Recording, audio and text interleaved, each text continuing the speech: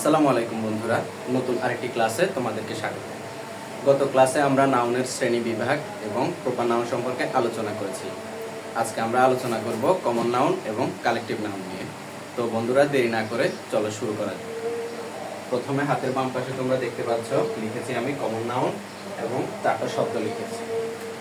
এখন প্রথমে common noun সম্পর্কে জানতে হলে আগে আমাদেরকে কমন নাউন কি সেটা জানতে হবে।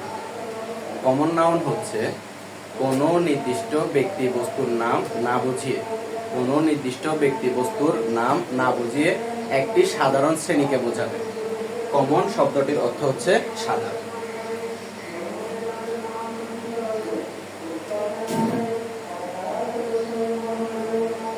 অথবা নিম্ন। তো কমন নাউন সাধারণ কিভাবে হয়? মনে করো তোমরা দুজন বন্ধু, তোমাদের দুজনের একজনেরও আমি নাম জানি না। তো তোমরা দুজন আমাদের সাথে কথা বললে, তো আমি আরেক জায়গায় গিয়ে বললাম যে দুজন ছেলের সাথে আমি কথা বলেছি, কিন্তু প্রপারলি তোমাদের কারো আমি নাম জানি না, মানে তোমরা প্রপার নাউন নয়। তোমরা দুইজনে ছেলে মানে বয় বয়, এটি একটি কমন নাউন।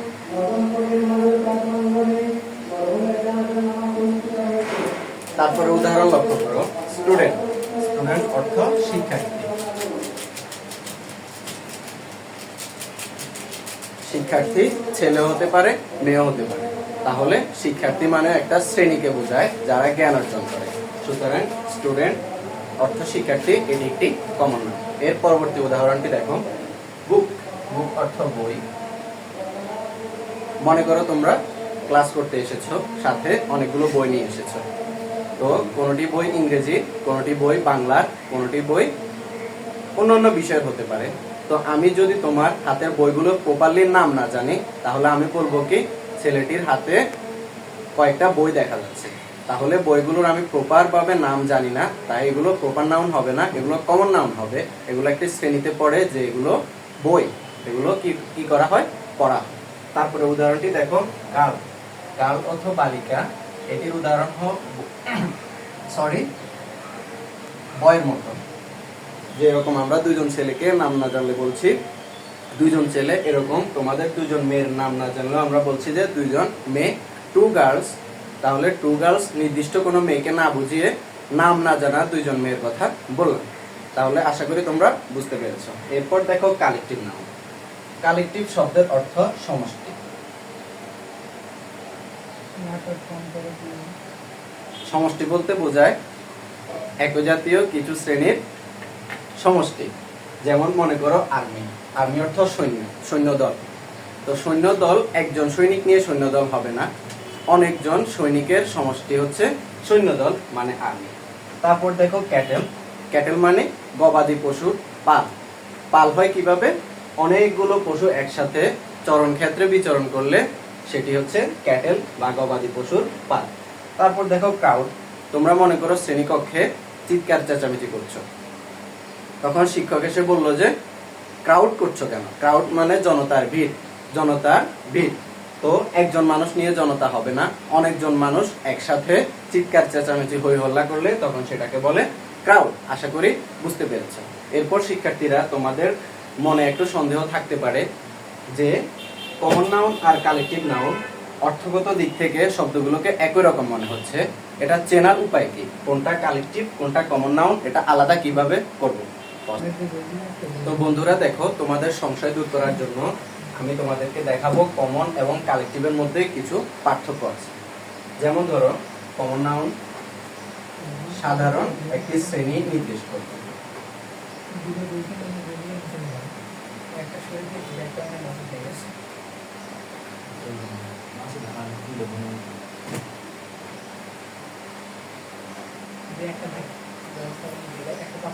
কিন্তু কালেকটিভ নাউনের ক্ষেত্রে কমন নাউনের সমষ্টি হচ্ছে কালেকটিভ নাউন।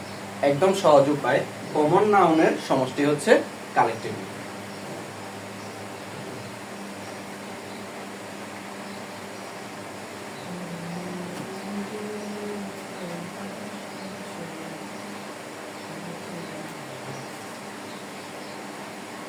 তারপরে দ্বিতীয় পার্থক্য দেখো। কমন নাউন কিভাবে চিনবে? কমন নাউনের শেষে যদি এস বা ইএস যুক্ত থাকে সেটি প্লুরাল কমন নাউন হবে।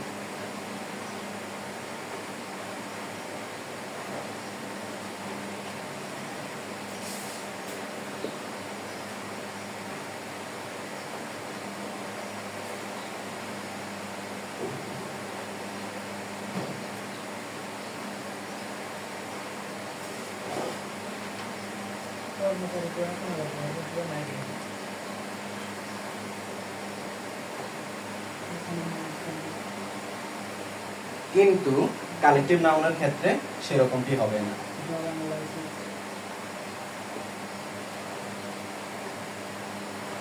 কালেকটিভ নাউনের ক্ষেত্রে যদি এস বা ইএস যুক্ত থাকে সেটি প্লুরাল কালেকটিভ নাউন হবে না, তখন সেটিও হবে প্লুরাল কমন নাউন। যদি কালেকটিভ নাউনের সাথেও এস বা ইএস যুক্ত থাকে সেটি কালেকটিভ প্লুরাল হবে না, সেটি হবে কমন নাউন।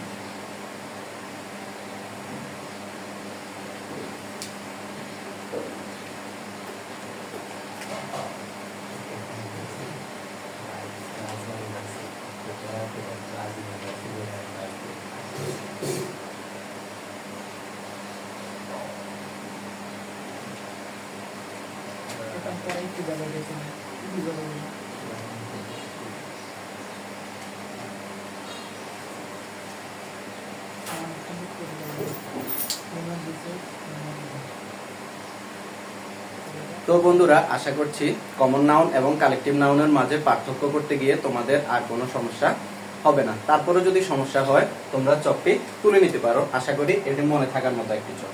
তো আগামী ক্লাসে আমরা ম্যাটেরিয়াল নাউন এবং অ্যাবস্ট্রাক্ট নাউন সম্পর্কে আলোচনা করব। সেই পর্যন্ত ভালো থাকবে, সুস্থ থাকবে। ধন্যবাদ সবাইকে।